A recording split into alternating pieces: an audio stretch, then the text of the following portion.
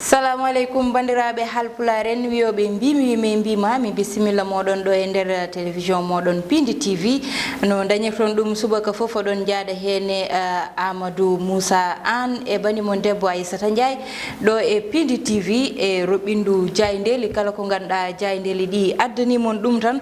min somin pini min gaddanamon ɗum onon ɓe ganduɗa woni goni yeɓoɓe e ɓe ganduɗa mbawata hebde journaux ji ɗi. Amadou bisimilla ma.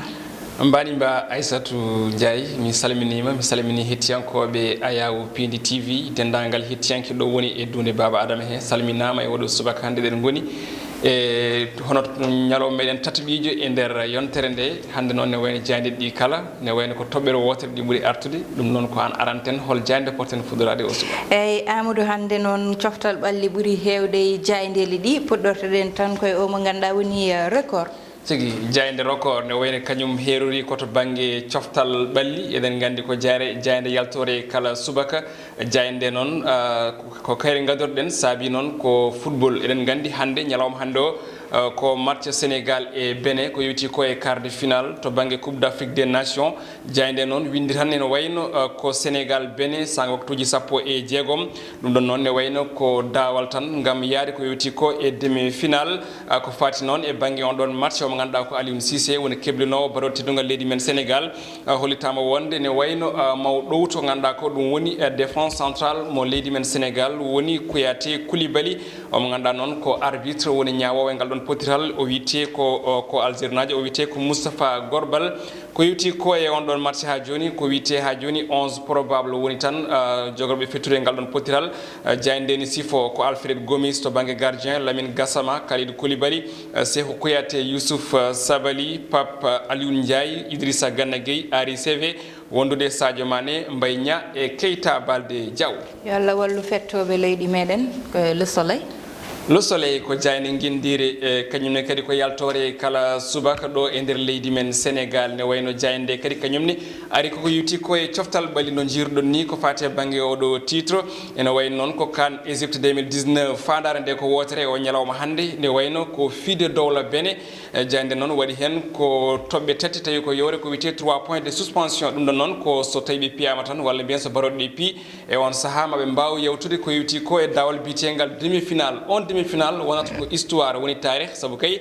ko duuɓi 13 caggal ko baroɗo teddugal leydi men Sénégal pettani ko yewti ko e oɗon final kongude Alioune e oɗon demi final jafoɗon kongude Aliou Cissé ene wayno ne tawe e nder ndeɗo jandi witende Le Soleil kanko Aliou Cissé noon holliti wonde yawde ɓe ganduɗa ɓe ko dowla Bénin ne wayno ko wasde ni joni o haalde ko woodi. Le Quotidien. Le quotidien oɗo subaka hande kañumne kadi ari ko yewti koye coftal ɓalli ha hande ne wayno titonde ko wotere jayde quotidien Le Quotidien kañumne ari koye Coupe d'Afrique des Nations Sénégal Bénin e oɗo ñalawma hande sa waktuji 16 ne wayno noon ko hawde walla mbiyen folde e ngel ɗon oɗo match woni ngal ɗo potiral mele tan ene yewta ko yewti ko e dawal bitegal quart de finale ɗum saabi noon jayde indiri tué le quart noir ɗum ɗon noon jayde ne artani sifo to banggue tarikh leydi men Sénégal en petit fodde demi-finale uji laabi jeeɗiɗi kono tan en mbasi hen fodde joyi ko laabi ɗi tan ne wayno Sénégal heeɓi yewtude dawal bitegal demi-finale ko wona ɗum ko ene wayno jayde ina arta e classement mo ganduɗa ko probable en tawi e page 6 et 7 e jayde witede quotidien Le Quotidien. Sud Quotidien oɗo subaka hande kañumne kadi ne wayno titone nde ko wotere ha hande kañumne arata koko yewti ko e oɗo match mo ganduɗa ene hani wadde e oɗo ñalawma hande hakkude leydi men Sénégal e dowla Bénin ko quart de finale CAN 2019 Sénégal Bénin sa waktuji 16 ɗo e waktu leydi men Sénégal ɓe koltino wonde ko baroɗe tan nana didda ɗe ganduɗa ɗe ko jeehe ɗe dowla Bénin ko yewti ko e kongude Aliou Cissé en tawi nder jayde Sud Quotidien Aliou Cissé kanko woni coach baroɗo teddugal leydi men Sénégal holliti wonde yawde dowla Bénin ne wayno ɗum ɗon wona hunde lawol wona yonde Salif Sané kanko défenseur leydi men Sénégal holliti wonde o saaha omo heeɓi tan e gam fettude e oɗo match payade oɗo ñalawma hande Ismaïla Sarr e Krépin Diatta ɓen noon kay ene wayno ene jogori tigui wasde fettude ngal ɗo potiral konngudi mo ganduɗa ko Michel Dusé kam woni keblinowo kippumo dowla Bénin kanko noon holliti wonde ne wayno pression woni koye e nder leydi men Sénégal. Les Échos. Jayde Les Échos e oɗo subaka hande ko yewti ko e marché kañumne kadi arti hen tigi kono kadi ko coftal balli e mbaɗi coupe dindi no jirɗon ni e dow gros titre makko jayde noon to banggue football holiti wonde ko Sénégal Bénin ko hande tigi sa waktuji 16 Krépin Diatta Salif Sané kañumen tan ina keeɓi tigi e ngal ɗo pottital kono tan Ismaïla Sarr e Alfred Ndiaye kañumen jogorani tawtorede ngal ɗo pottital ngal ganduɗa ko pottital tigi mantinigal Aliou Cissé ko guuri mumen tawi hen holiti wonde yawde kippumo dowla Bénin ɗum ɗon ne wayno ko haalde tan ko wela kono tan wona lawol Michel Dussi mo ganduɗa ko woni keblino kippu gendijo mo dowla Bénin holiti wonde pression o woni tan koye balaɓe leydi men Sénégal sabu ɓen ɗon ina poti gagnade ko yiti ko e titre ne wayno noon koko guɗɗi ganduɗa ɗi koko guɗi tigui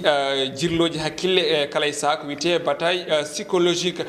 ko fati banggue ko ganduɗa ko ɗum woni jayde les échos kañumne arti e coftal balli ha joni ko yewti ko yuɓɓinde jeux olympiques de la jeunesse ɗum ɗon noon leydi men Sénégal eɗen gandi kañum jaɓɓoto ɗum e 2022 biteɗo Diagne Ndiaye kañum tigui holliti ko tolni e ujunnaje 4 athlète woni tan dogowa e fanno ina fada ko noonne kadi fodde ujunere temedde jeetati tawi ko officiel en ma gar tigui wondude temedde jeeɗiɗi jandiyanke woni journaliste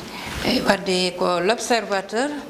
tigi l'observateur e oɗo subaka hande hayso tawi haalani ko witi koye coftal balli e page muɗum tigi keeriɗo no fewi hayso tawi ko hen kono kam ko ɓuuri hen ko tengtude jayde ne wayno kañum woƴa ko mo ganduɗa ko Alioune Sall ko witi ko alhaali Petro-Tim kanko maire mbo Guédiawaye noon hande kay mawo yettoye toon to dikka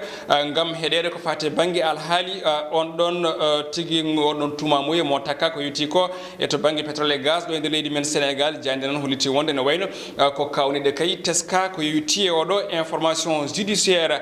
jayde ene wayno arti e coftal balli hono jaadi leydi Sénégal foof gartiri oɗo subaka hande Sénégal Bénin sa waktuji 16 jayde sifoto ko ɓe ganduɗa ɓe ko tigui wileɓe noddirteɓe vudon en wonɓe toon to dowla Bénin kamɓe tan oɗo saaha goni tan e tigui mbiyen haɓade baroteɗugal leydi men Sénégal ɗum ɗon noon ɓe mbari ko mbewa ko noon kadi e jawɗi tati ɓe duppi ɗum ɗum ɗon noon saabi gam yidde jaggude baroɗe leydi teddugal leydi men Sénégal 24 heures 24 heures e oɗo subaka hande ene wayno ari koko yewti ko kañumne e gueɗe diine ene wayno ko ɗon ni guddirten jayndeji leydi Sénégal e oɗo subaka hande jayde noon arti ko yewti ko e guddirgol juma mawɗo mo ganduɗa en tawe ɗo hen juma noddirteɗo Masalikul Jinan ɗo e nder wuuro lamorgo ngo hono Dakar holtama wonde hankkadi de tengti on ɗon juma kay mo uddite ñande nogas jeeɗiɗi lewru septembre e ndeɗo hitande woni tan lewru fandu arde omo ganduɗa noon ko biteɗo Serigne Mountakha kañum tan oɗo saha hollitama wonde ma ar tigui tawtre ko yewti e ngol ɗon guddidgol tigui ko yewti on ɗon fannu hollitama ko ɓuuri milliard uji nogas koppeje CFA woni tan ko waɗa tigui e nder on ɗon juma mo ganduɗa ko juma guinniraɗo juma Masalikul Jinan mo ganduɗa ina hen tawe ko yewti ko e fannuji mo ganduɗa ko Cheikh Ahmadou Bamba Serigne Touba gasi halaɓe cera Aissatou Ndiaye Amadou Allah jarama ko ɗon tan ɗum ko ganduɗa woni roɓɓindu jayderi ɗi uddirte caggal ɗum noon tan ko min mbiyen Amadou ko hen keɗɗotoɗen seeɗa ni tawde ɓe ganduɗa woni wileɓe heedɓe to Bénin kamɓe ɓe mbi ko hen ɓe jakori gam tan wawde libde baroɗe men ɗe beele ɗum ne hulɓinma Amadou hulɓinani min tawno football namdaki ceernagu no fewi namdi tan ko gonga e nder terrain woni physique woni to banggue haqillantagu won noon ko 11 joueur ko 11 joueur donc noon eɗen ɗamni tan ngal ɗo potiral ko potiral ganduɗa ngal Sénégal ne footi ɗum tigui yaltude hen no fewi ko heddi ko noon ene woodi ko wiyete bataille mo ganduɗa woni haare konngudi walla haare yidde jibde hakkillaji beele tan en hulɓini yimɓeɓe kono noon eɗen gandi ɗo ko Sénégal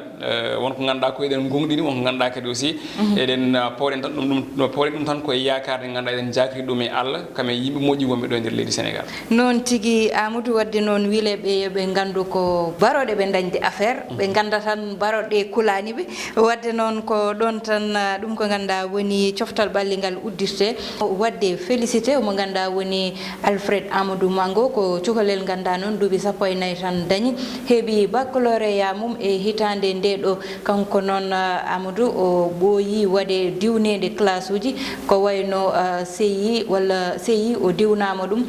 diwna kadi classe uji goɗɗi ha ko wayno kadi 4e secondaire o waɗani ɗum artano waɗoy 3e o heɓi BFM makko e duuɓi 11 ɗum noon woni ko ganduɗa ko cukalel ngel ganduɗa hande haqqille muɗum tan ina wiye ko haqqillagal ganduɗa Allah nangi hen ha tan woni mo ganduɗa yete ɗo joni o heeɓi baccalauréat makko amo duwane ina ñaague tan yo Allah waɗan mo jaam wona ko ganduɗa wonata ko ɓurale makko wona ɓurale jignaɓe makko ɗum ɗon noon min goddirta ɗum ko ganduɗa woni roɓɓindu jayndeli moon hande e wiide won tan on jarama yebde ɗum ko ganduɗa woni télévision moɗon Pindi TV ko fiindi fof noon ma wil ñaagoɗen tan so wili yewon ko nafata on jarama bandiraɓe